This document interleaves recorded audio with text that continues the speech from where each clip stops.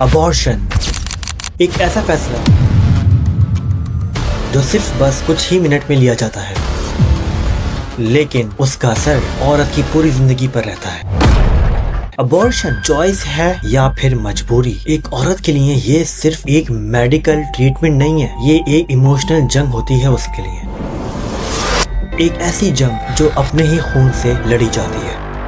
कोई भी औरत बस ऐसे ही अबॉर्शन का डिसीजन नहीं लेती, इसके पीछे होती है कई कहानियां, प्रेशर, जजमेंटल डिसीजंस और बहुत बड़ी कुर्बानी। कभी फाइनेंशियल प्रेशर, कभी तो रिलेशनशिप टूटने का खौफ भी, और कभी सोसाइटी का प्रेशर। इतना ज्यादा होता ना ये सब कि आखिर डिसीजन लेना ही पड़ता है। कुछ केसेस में प्रेगनेंसी अनवांटेड होती है, कुछ में हेल्थ रिस्क इन्वॉल्व होते हैं, मतलब जान भी जा सकती है, और कुछ सिचुएशंस में ये एक सर्वाइवल डिसीजन होता है, बहुत बड़ा डिसीजन। इस टॉपिक पर सबसे ज्यादा डिबेट रिलीजन को लेकर होती है। मतलब रिलीजन क्या कहता है? इस्लाम में अबॉर्शन को जनरली डिस्करेज किया जाता है, लेकिन कुछ सिचुएशंस में, जैसे माँ की जान रिस्क पर हो या वो फिर मरने वाली हो, अर्ली स्टेजेस में जहाँ बच्चा अभी हमल में आया ही ना हो, कुछ स्कॉलर्स लिमिटेड इजाजत देते हैं, लेकिन कुछ मौलवी खिलाफ भी हैं इसके। अब बात करते हैं क्रिश्चियनिटी की। बहुत से लोग क्रिश्चियनिटी में अबॉर्शन को रॉन्ग मानते हैं, क्योंकि वो जिंदगी को एक बहुत ब्लेसिंग समझते हैं, लेकिन हर जगह विजन सेम नहीं होता। मतलब ये टॉपिक ना मामूली नहीं है, माँ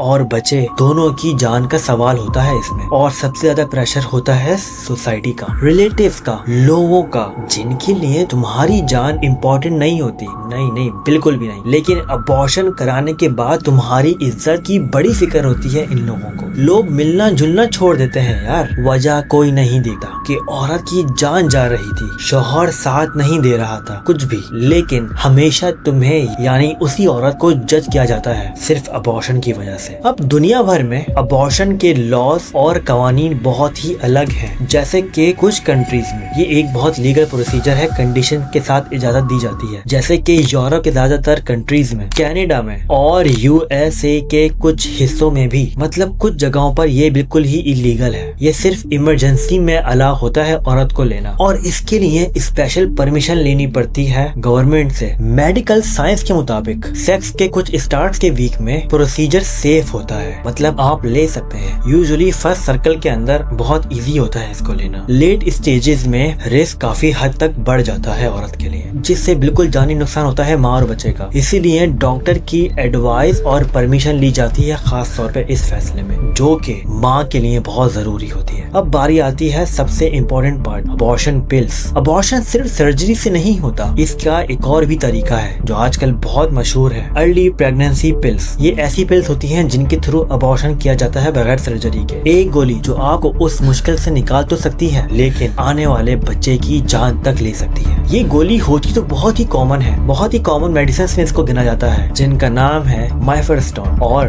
बहुत ही मशहूर मिस्टोप्रोस्टल। ये मेडिसिन प्रेगनेंसी हार्मोन्स को ब्लॉक करती हैं और आर्टरीज का कांटेक्ट करवाती हैं, लेकिन ये कोई सिंपल चीज नहीं है। इससे औरत की लाइफ पे बहुत बड़ा असर पड़ता है, और अगर ज्यादा ले ली जाए तो माँ बनने का ख्वाब ही रह जाता है। इसी वजह से इसे बहुत सी कंट्रीज में बैन किया गया है, मतलब आप बहुत आसानी से नहीं ले सकते इस मेडिसिन को। अब सबसे इम्पोर्टेंट बात, कान खोलकर सुनो। अबॉर्शन के बाद ना सिर्फ बॉडी नहीं, माइंड भी इफेक्ट होता है, बहुत ही बुरी तरह से। कुछ औरतें रिलीफ फील करती हैं, मतलब जान छूट गई हो जैसे, लेकिन कुछ बहुत बड़ा पछतावा। कभी कभी ये फैसला सालों तक उनके अंदर रहता है। ये एक बहुत ही दर्दनाक स्टोरी होती है एक औरत के लिए, जो हर औरत किसी दूसरी औरत से शेयर तक नहीं कर सकती। सवाल ये है कि लोग डॉक्टर से पूछते कैसे हैं इसको करवाने के लिए या इस गोली के लिए। रियलिटी ये है, लोग डायरेक्ट अबॉर्शन नहीं बोलते, क्योंकि माशरे की वजह से शर्म आती है, तो वो कहते हैं प्रेगनेंसी टर्मिनेशन या इस प्रेगनेंसी टर्मिनेशन स्टॉप करवानी है। और अर्ली ऑप्शन क्या है, इस तरह के क्वेश्चंस पूछे जाते हैं। मेडिकल स्टोर पे पिल्स के लिए बहुत ही स्पेसिफिक नाम यूज होता है, जैसे कि नाइट आफ्टर पिल्स या फिर ओवरनाइट पिल, लेकिन हर जगह इस मेडिसिन को बेचना लीगल नहीं होता, और बहुत से फार्मेसी वालों को डर भी होता है कि उनका